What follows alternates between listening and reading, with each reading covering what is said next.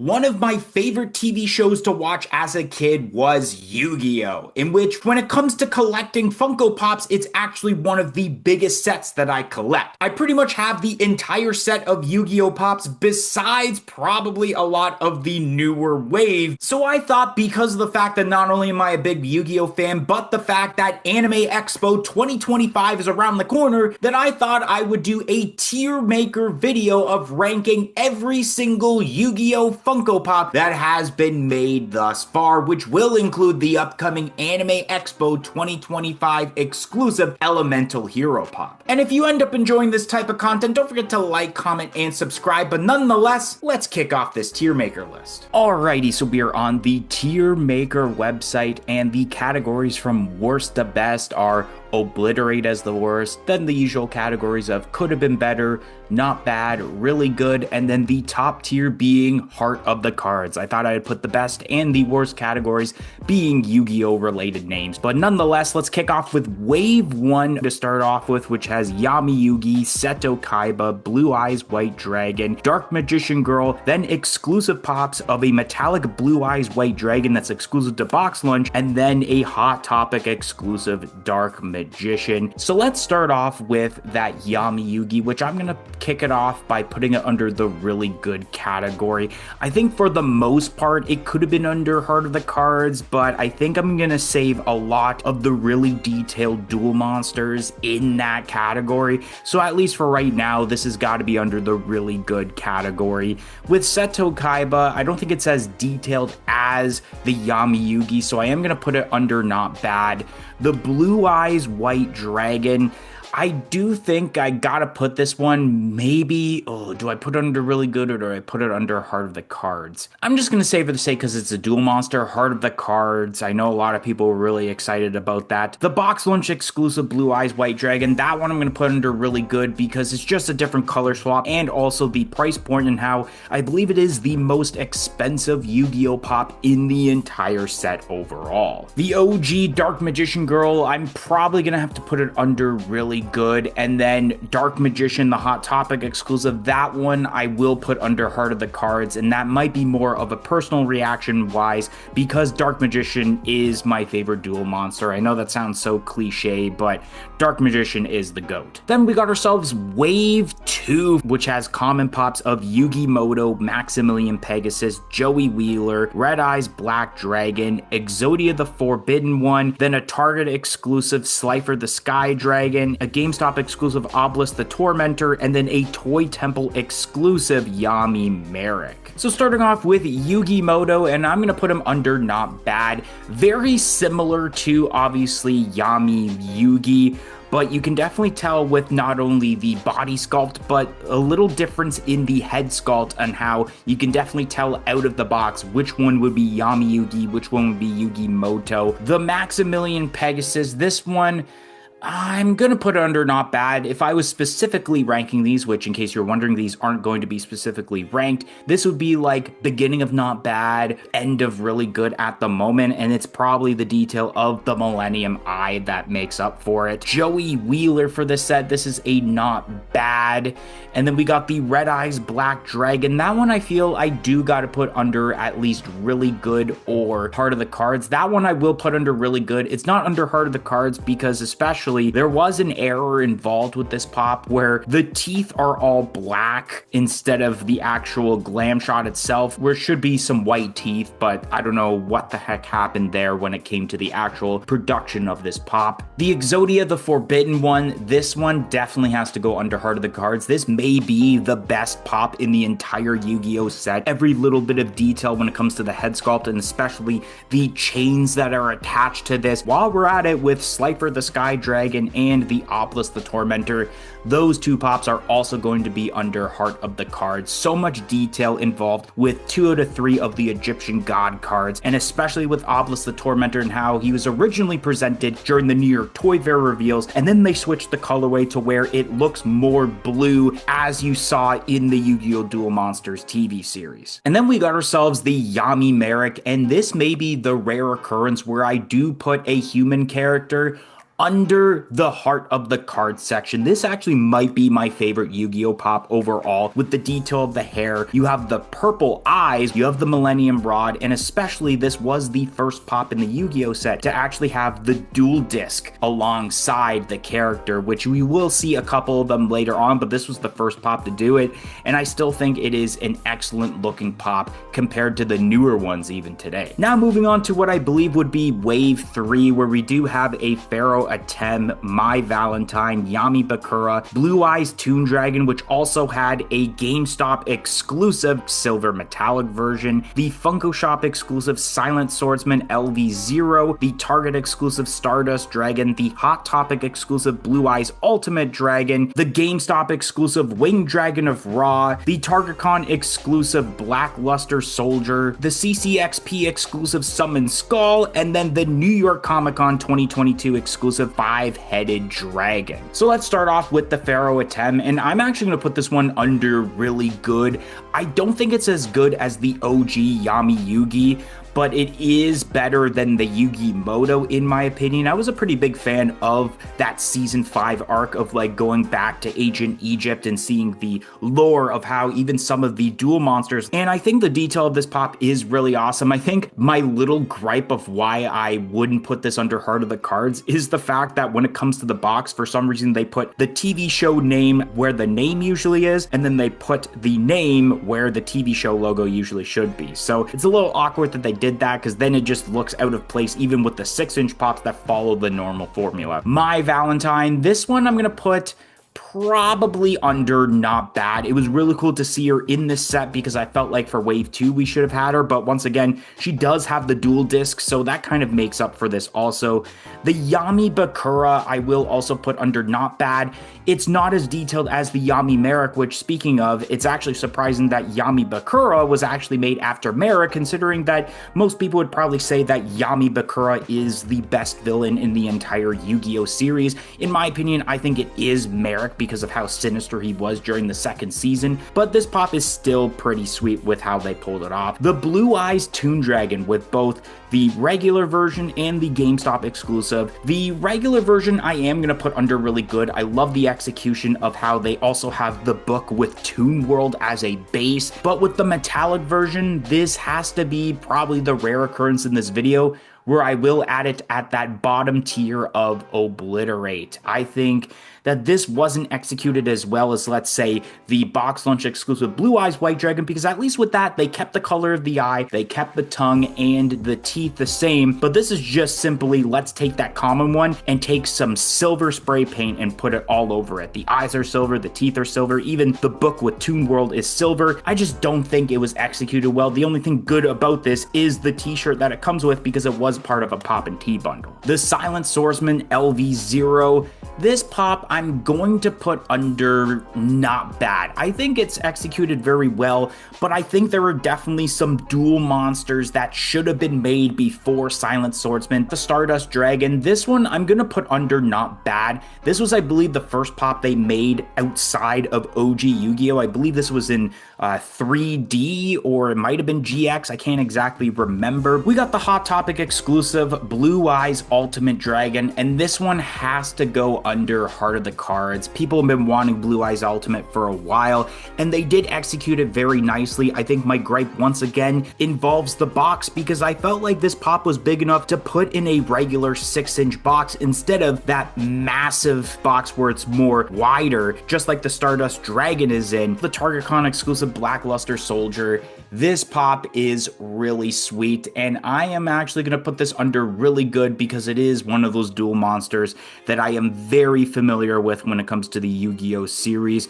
Do I think that it should have been a 6-inch pop? Not necessarily, because I don't think Blackluster Soldier was as big as, let's say, a Blue Eyes Ultimate Dragon, or especially the Egyptian God cards. And speaking of the Egyptian God cards, we got the Winged Dragon of Ra GameStop exclusive, which I don't know why they didn't release this at the same time as the other two Egyptian god cards of Slife of the Sky Dragon and Obelisk the Tormentor.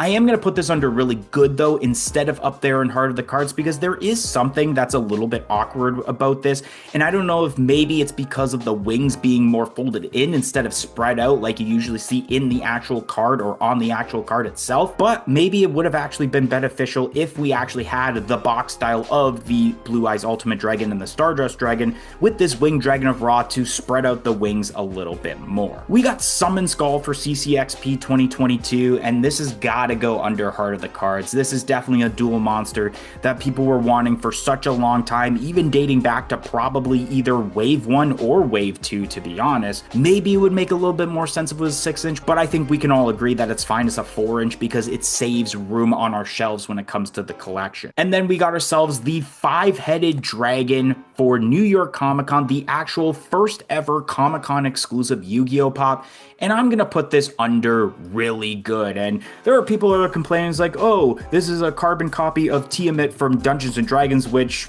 that's exactly what it is. This was based off of Tiamat from Dungeons and Dragons, but its own little twist. And I love the way that this actually looks, not only in the glam shop, but actually in person. Then we got ourselves what would be Wave 4 at this point, if I'm not mistaken, which we have Yami Yugi, Joey Wheeler, Seto Kaiba, Time Wizard, Kuribo, along with a glow-in-the-dark and flocked Kuribo, the XYZ Dragon Cannon, a GameStop exclusive Cyber End Dragon, a Chalice Collectibles or Specialty Series exclusive Jinzo with Time Wizard, a New York Comic Con 2023 exclusive Dark Magician Girl, and then we have a Hot Topic exclusive glow-in-the-dark Blue Eyes Toon Dragon. And as you may notice when you're looking on the screen right now, the next pop that it actually shows beforehand is the 10-inch Harpy's Pet Dragon that was actually released in 2024. But for some reason, when it comes to numerical order, that one actually comes before these, which I'm going to put that one under could have been better because I felt that we didn't need this pop to be a 10-inch, especially now you're looking at this in the sake of why should that be bigger than, let's say, Exodia or any of the Egyptian god cards, while I feel like it would have been perfectly fine if it was at least a 6-inch pop, just like the rest of the massive dual monsters. Yami Yugi, which this one is not bad. I felt this is kind of like a mix of that Yugi Moto from Wave 2 and the Yami Yugi from the first wave, and mashing them up because it's pretty much the same attire as the Yugi Moto, but then you're slapping the Yami Yugi head onto it. Joey Wheeler, I'm going to put under not bad, but I actually like this Joey Wheeler better than the OG Joey Wheeler, and that's mainly because when I think of Joey Wheeler, I do think of him with that green jacket rather than the blue jacket. Seto Kaiba, this one I'm going to put under not bad. Not sure which one I like better between the OG and this version. Time Wizard, this one has to go to really good. This one I've been requesting for so long. It took such a long time for it to finally be made, and it was executed so good. Then we got both of the Kuribos, which for the sake of this, I'm going to put this Kuribo, the common one, under really good.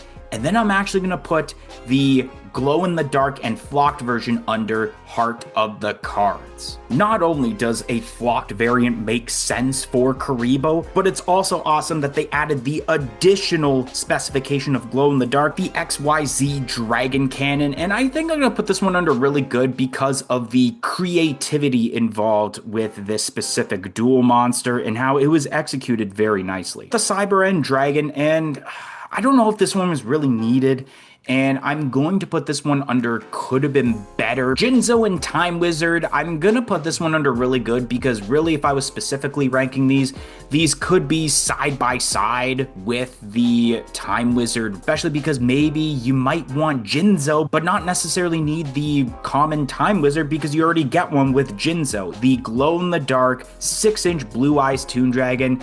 And this one's actually going to go under really good. I actually think that this is the best of the 3 Blue Eyes Toon Dragons. Today I wanted to give a shout out to Sentinel 107. And the reason that they ended up getting a shout out is because they joined our YouTube channel membership, which only cost $1.99 a month. Not only do you get the shout out, but you do get lots of other perks, including early access to every single video and shorts that we produce on this channel. So definitely consider joining our YouTube YouTube channel membership. It will be greatly appreciated and it will go a long way of helping out this channel a lot. So definitely consider it, but let's get right back to the video. Then we have ourselves, if I'm keeping track of this, wave 5 now, where we do have the 2 elemental heroes of Avion and Burstinatrix, I believe it is, the Ojama Yellow, the Harpies ladies, both the common and the chase, and the Pop and T bundle, the Winged Karibo, Chaz Princeton, and Jaden Yuki, the GameStop exclusive Harpy Lady 3, the San Diego Comic-Con 2024 exclusive Elemental Hero Flame Wingman, and the New York Comic-Con 2024 exclusive Mystical Elf. So I'm going to start off with both of the elemental heroes, and I'm going to put them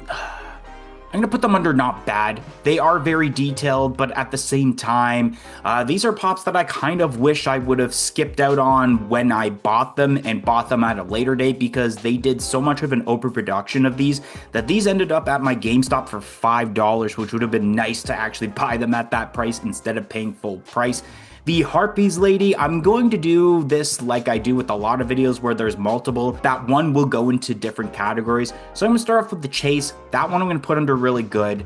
The common one is going to go under not bad, while the Pop and T version is going to be under could have been better. And it's okay to have one version and then it's a color switch for a chase, but then when you make a Pop and T bundle and it's just the same exact Harpy lady where it's just another color switch, it's just very repetitive and boring. Ojama Yellow, I gotta put under really good. This is a hilarious pop, and I'm glad that they're going through the Ojamas, and I hope later on they do like Ojama Green, Ojama Black, Ojama Red, I think there is one of. There's a lot of Ojamas, but I'm glad that the first one they did do was the Ojama Yellow. The fact that it has a mouth also is something that's absolutely hilarious. The Winged Karibo, this one I'm going to put under not bad. The first 2 were good, but I didn't think we necessarily needed this. I know that this is in Yu-Gi-Oh! GX and not in the OG ones. I just hope that there isn't any more Karibo pops going forward after that one. Jaden Yuki and Chaz Princeton, I'm going to put under not bad because of the fact that I'm actually not entirely familiar with them, because I actually have only seen the entire series of the OG Yu-Gi-Oh! And only little bits of GX. So I'm not too familiar with these characters, but I do think that they are pretty cool for the sake of both of them having the dual discs in their hands. The GameStop exclusive Harpy Lady 3, I'm gonna put that one under not bad. I don't think it's as good as the Chase version or really the common one, but I do think it's better than the Pop and T bundle version. The Elemental Hero Flame Wingman,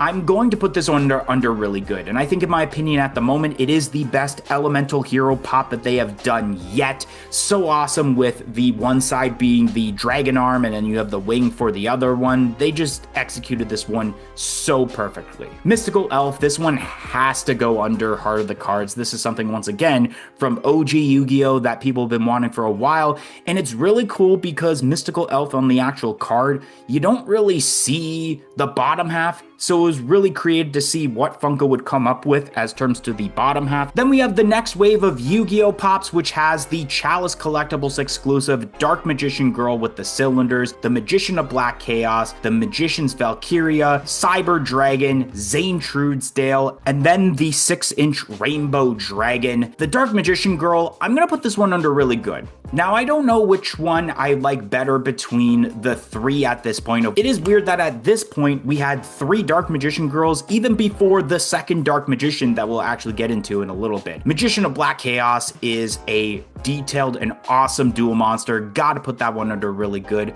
Magician's Valkyria is a very detailed pop, so I'm gonna put that one also under really good. Cyber Dragon, I actually have to probably put this one as probably the last pop I will do this on this list, under Obliterate. I don't think this was needed. This is really a downgrade from Cyber and Dragon, not gonna lie. Zane Truesdale, gonna put that one under not bad, like the dual disc addition to the pop. The Rainbow Dragon, I will put under really good for the amount of detail that's involved. Then we have the current set of Yu-Gi-Oh! Pops that are out as I'm recording this, with Alexis Rhodes, Elemental Hero Neos, Yubel, the Game GameStop exclusive Elemental Hero Sparkman, the Pop Plus of Dark Magician, the newly announced Anime Expo 2025 exclusive Elemental Hero Flare Wingman, and then the Target exclusive 6-inch Black Rose Dragon. So starting off with Alexis Rhodes, gonna put this one under not bad. I am familiar with her, and I believe this is once again GX, maybe it's 3D, this I don't exactly remember, but I do recognize some clips with her in them. The Elemental Neos, gonna put that one under not bad. I do think out of all the Elemental Hero Pops, this is the least detailed out of all of them, but I do think with future ones, including that Anime Expo one, and probably what we will end up getting for, let's say, a San Diego Comic-Con or New York Comic-Con for 2025, that there would be better ones than the Neos ones as terms to detail. Yugioh, this one will also be under not bad. The Dark Magician Pop Plus. I have a love-hate relationship with this pop. I did grab this pop when I was over at Niagara Falls Comic-Con about a few weeks back, but it's just something about the fact that they would consider this a plus, and you have to pay a little bit more for a pop that, if it had this detail, could have went as a normal 4-inch pop back in the day. I am going to put it under Heart of the Cards because this is a great substitute if you can never get that Hot Topic exclusive. The Elemental Hero Sparkman GameStop exclusive. This one I'm going to put under not bad. I think this is kind of the middle of the road of like, this is a good pop, but not at the same time. This is one where it's like, you look at it with the Dark Magician Pop Plus. How is this Elemental Hero not a Pop Plus with the detail of like the electricity around it, but the Dark Magician is a Pop Plus? I don't get that. The new Elemental Hero for Anime Expo 2025, and you guys will probably let me know down below of, oh, you missed the San Diego Comic-Con exclusive or New York Comic-Con exclusive, because of course, I'm not going to redo this list every single time a new wave of Yu-Gi-Oh! Pops come out, but let me know for San Diego Comic-Con exclusives this year, what one it is, because then I'll reply to your comment of which place I would put it on this list. But for this one, I will actually put this one under not bad. And then last but not least, we have the Black Rose Dragon, and I think based on detail, I'm gonna put it under really good. They usually kill it with the different dragons for the most part as terms of detail.